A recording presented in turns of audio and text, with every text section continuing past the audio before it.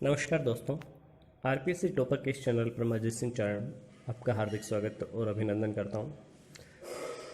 विभिन्न प्रतियोगी परीक्षाओं में भारत का संविधान एक महत्वपूर्ण टॉपिक होता है और भारत के संविधान में संविधान की प्रस्तावना से जुड़े हुए बहुत सारे प्रश्न प्रतियोगी परीक्षाओं में पूछे जाते हैं। जैसे प्रस्तावना किस देश से ली गई है, किस दिन संविधान को अंगीकृत किया गया था, ये सारे इस तरह के प्रश्न बहुत सारे पूछे जाते हैं।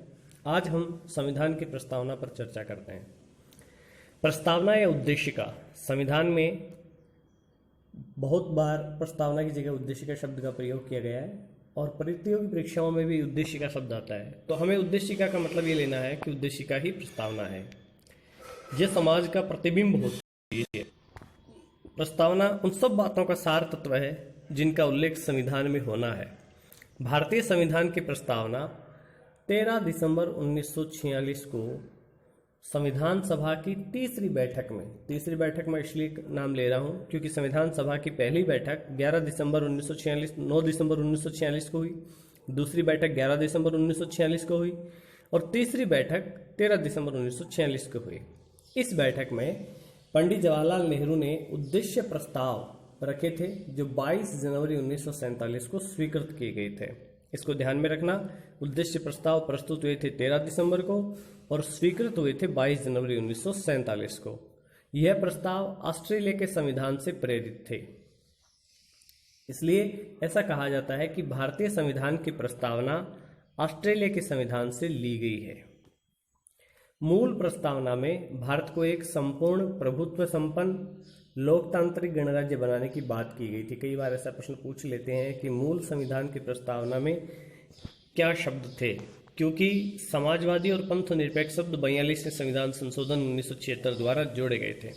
तो मूल प्रस्तावना में एक संपूर्ण प्रभुत्व संपन्न लोकतांत्रिक गणराज्य बनाने की बात की गई थी, लेकिन 42वें संविधान संशोधन 76 द्वारा इसके प्रथम पैरा में, इसमें जो संशोधन हुआ था वो इसके प्रथम पैरा में समाजवादी और पंथ निरपेक्ष शब्द जोड़े गए थे। प्रथम पैरा में दो शब्द जोड़े गए थे, समाजवादी और पंथ निरपेक्ष। छठे पैरे में अखंडता शब्द जोड़ा गया था, यानी कुल 3 शब्द जोड़े गए थे।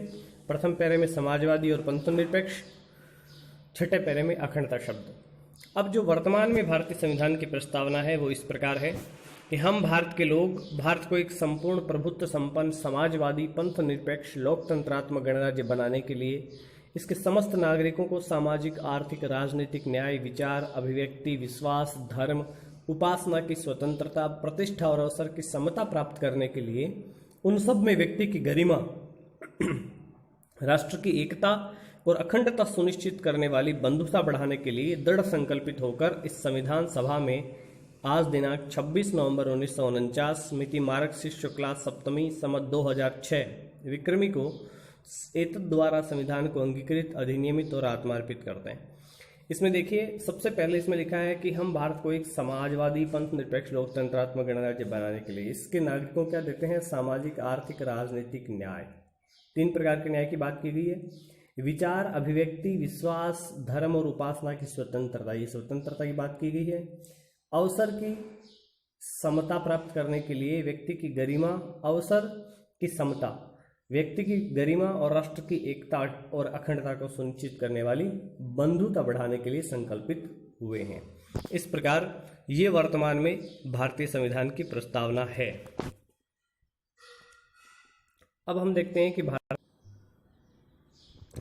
भारतीय संविधान में 1960 में एक वाद आया था, बेरुबाड़ी विवाद। ये बेरुबाड़ी विवाद बड़ा महत्वपूर्ण है। महत्वपूर्ण इसलिए है क्योंकि बेरुबाड़ी विवाद में जो 1960 में हुआ था, इस विवाद में उच्चतम न्यायालय ने कहा था कि उद्देशिका संविधान का अंग नहीं है। इस बात को ध्यान में रखिए। 1960 में बेरुबाड़ी विवाद हुआ। इस विवाद में उच्चतम न्यायालय ने कहा कि उद्देशिका संविधान का अंग नहीं है, लेकिन जहां संविधान की भाषा संदिग्ध होती है वहां पर उद्देशिका संविधान निर्माताओं का अर्थ समझाने में सहायक होती है। लेकिन इसी उच्चतम न्यायालय ने 1973 में जो केशवानंद भारती बनाम केरल राज्य का जो विवाद हमारे सामने आया था, इस विवाद में उन्होंने अपना निर्णय जो बेरुबाड़ी में दिया था वो पलट दिया और ये कहा कि उद्देशिका संविधान का अंग है और उद्देशिका में संशोधन हो सकता है। लेकिन इसके साथ उन्होंने 2-3 चीजें और बताई। पहली बात यह है कि उद्देश्य का संविधान का अंग है तो इसमें संशोधन किया जा सकता है, लेकिन संविधान के मूल ढांचे को नहीं बदला जा सकता। मूल ढांचा क्या है? यह उच्चतम न्यायालय समय समय पर निश्चित करता है। दूसरा, उन्होंने कहा कि प्रस्तावना न्याय के योग्य नहीं है, अर्थात प्रस्तावना के आधार पर न्यायालय कोई निर्णय नहीं कर सकता। और गोलकनाथ के प्रकरण में, गोलकनाथ विवाद में, उस समय जो न्यायमूर्ति थे एम हिदायतुल्लाह, उन्होंने कहा कि प्रस्तावना संविधान की मूल आत्मा है। अब ये प्रश्न ये महत्वपूर्ण इसलिए है क्योंकि प्रतियोगी परीक्षाओं में ऐसे पूछा जाता है कि डॉक्टर अंबेडकर ने संविधान की आत्मा किसे कहा। तो जब डॉक्टर अंबेडकर का नाम आता है तो उन्होंने प्रस्तावना को नहीं बल्कि संवैधानिक उपचारों के अधिकार यानी अनुच्छेद 32 को संवैधानिक की आत्मा बताया था। एम हिदायतुल्लाह ने प्रस्तावना को संविधान की आत्मा बताया था। तो हम इसमें कई बार कंफ्यूज हो जाते हैं। यदि ये आए कि किसने प्रस्तावना को संविधान की आत्मा बताया तो उसमें एम हिदायतुल्लाह लिखना है, अंबेडकर नहीं लिखना है। अब हम हमारे संविधान को विस्तृत रूप में इस प्रकार जान सकते हैं। इसमें विभिन्न प्रकार के शब्द आए, उन शब्दों को हम किस प्रकार व्याख्या रूप में देख सकते हैं। सबसे पहला जो शब्द है वो शब्द है हम भारत के लोग।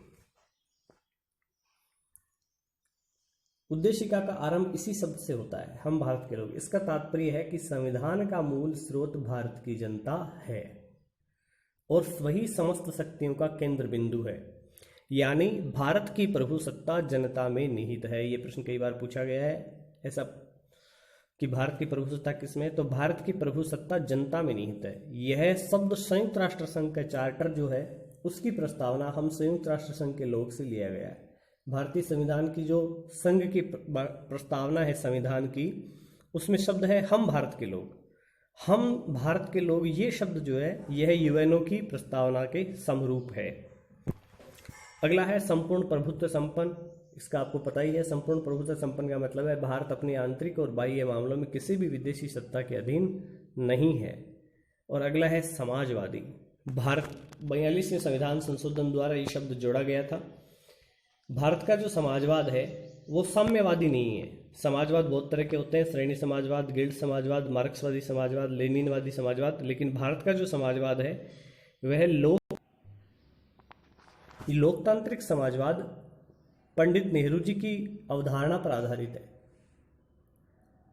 पंडित नेहरू सिन्फिन आंदोलन देखने के लिए गए थे ऑस्ट्रेलिया में। ये समाजवाद जो है वो अलग तरह का है, ये मार्क्सवादी समाजवाद नहीं है, लोकतंत्र के साथ समाज कल्याण की बात करता है, इसलिए इसमें समाजवादी शब्द जोड़ा गया है। भारतीय संविधान का अनुच्छेद 39B और 39C, आपको पता है ये अनुच्छेद भारत के संविधान के भाग 4 नीति निर्देशक तत्वों में है। नीति निर्देशक तत्व राज्यों के लिए निर्देशन का काम करते हैं। तो इसमें अनुच्छेद 39, 39B और 39C ये समाजवादी दृष्टिकोण वाले हैं। कई बार पूछा जा सकता है इसमें कौन से अनुच्छेद जो है वो समाजवादी राज्य की नींव प्रशस्त करते हैं या मार्ग प्रशस्त करते हैं। तो उसमें आपको 3 अनुच्छेद विशेषता लिखना है, 39, 39B और 39C। इनमें स्पष्ट है कि भारत में धन का केंद्रीकरण कुछ हाथों में नहीं होगा, बल्कि भौतिक संसाधनों का यथासंभव समानता के आधार पर वितरण किया जाएगा। अगला शब्द है पंथ निरपेक्षता। 42वें संविधान संशोधन द्वारा इसे भी जोड़ा गया था। इससे तात्पर्य है कि भारत का कोई राज्य का धर्म नहीं होगा, राज्य धर्म के मामले में तटस्थ रहेगा, सबको समान संरक्षण देगा और धर्म को व्यक्तिगत मामला समझा जाएगा। अगला शब्द है लोकतंत्र। बहुत प्रसिद्ध परिभाषा है अब्राहम लिंकन की कि लोकतंत्र जनता का, जनता के लिए, जनता के द्वारा शासन है। भारत में अप्रत्यक्ष लोकतांत्रिक प्रणाली है जिसको हम प्रतिनिधि प्रणाली कहते हैं। प्रतिनिधि का मतलब है कि यहाँ जनता स्वयं शासन नहीं करती है, अपनी प्रतिनिधियों को चुनती है और वो प्रतिनिधि शासन करते हैं। अगला शब्द है गणराज्य। ये प्रश्न भी बहुत बार पूछा गया है प्रतियोगी परीक्षाओं में कि गणराज्य से क्या तात्पर्य है। जहाँ पे राष्ट्र का राष्ट्राध्यक्ष वंशानुगत नहीं होता है वहाँ पे गणराज्य कहलाता है। भारत का राष्ट्राध्यक्ष यानी राष्ट्रपति वो जनता द्वारा अप्रत्यक्ष रूप से निर्वाचित होता है। गणराज्य में सभी नागरिकों को ये समान अधिकार होते हैं और वो किसी भी लोक पद पर निर्वाचित हो सकते हैं। हमने इंग्लैंड से संसदात्मक प्रणाली ली थी, लेकिन इंग्लैंड में लोकतंत्र के साथ राजतंत्र है, गणतंत्र नहीं है। लेकिन भारत में लोकतंत्र भी है और गणतंत्र भी है। संविधान की प्रस्तावना में जिन न्यायों की बात की गई है वो न्याय हैं सामाजिक, आर्थिक, राजनीतिक न्याय। जिस स्वतंत्रता की बात की गई है वो स्वतंत्रता है विचार, अभिव्यक्ति, विश्वास, धर्म और उपासना की स्वतंत्रता। प्रतिष्ठा और अवसर की समता, यानी प्रतिष्ठा प्राप्त करने और अवसर की समानता भारतीय संविधान में प्रत्येक नागरिक को दी गई है। इसके अलावा संविधान की प्रस्तावना में बंधुता बढ़ाने का संकल्प लिया गया है। और बंधुता किस प्रकार की होनी चाहिए, इसके लिए लिखा है कि ऐसी बंधुता जो राष्ट्र की गरिमा, एकता और अखंडता को सुनिश्चित करने वाली हो। संविधान के अनुसार भारतीय संविधान जो है वो 26 नवंबर 1949 को अंगीकृत किया गया था। यानी 26 नवंबर को हमने संविधान के कुछ अनुच्छेदों को लागू कर दिया गया था, इसलिए आज भी 26 नवंबर को विधि दिवस मनाया जाता है। ये प्रश्न इस प्रकार पूछा जा सकता है कि विधि दिवस कब मनाया जाता है, क्यों मनाया जाता है, तो इसका उत्तर है कि 26 नवंबर को संविधान को अंगीकृत किया गया था। वस्तुतः हमारे संविधान की प्रस्तावना बहुजन हिताय, बहुजन सुखाय के आधार पर एक लोक कल्याणकारी राज्य का मार्ग प्रशस्त करती है या लोक कल्याणकारी राज्य की स्थापना करती है।